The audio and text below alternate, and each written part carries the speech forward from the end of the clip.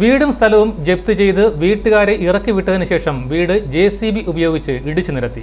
Kaduthuruthy urban ബാങ്കാണ് ഹൈക്കോടതി ഉത്തരവിന്റെ മറവിൽ കൊടും ക്രൂരത കാട്ടിയത്. വീട്ടിനകത്തുണ്ടായിരുന്ന വീടിന്റെ ഉടമ കോതനല്ലൂർ മണ്ണാരം കാലയിൽ അജികുമാറിനെയും 2 പെൺമക്കളെയും ഇറക്കി വിട്ടതിന് ശേഷമാണ് വീട് ഇടിച്ചു നിരത്തിയത്.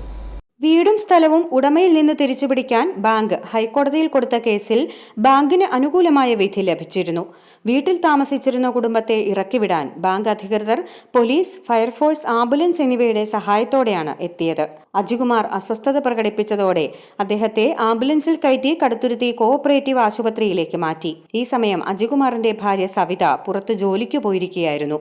കഴിഞ്ഞ മാർച്ച് 13-ന് ബാങ്ക് വീട് മറുതാക്കോലിട്ട് പൂട്ടിയതോടെ കടക്കണി ആശ്വാസ സമിതി പ്രവർത്തകരുടെ നേതൃത്വത്തിൽ ബാങ്കിന്റെ മുന്നിൽ അജികുമാറും ഭാര്യ സവിതയും വിഷദ്രാവകവുമായി എത്തി ആത്മഹത്യാ ഭീഷണി മുഴക്കിയിരുന്നു.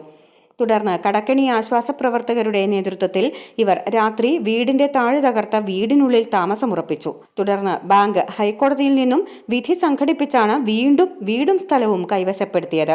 2011-ൽ അജികുമാറിന്റെ പേരിലുള്ള 33 സെന്റ് സ്ഥലവും വീടും ഈടുവെച്ച് പലപ്പോഴായി 25 ലക്ഷം രൂപ വായ്പ എടുത്തിരുന്നു.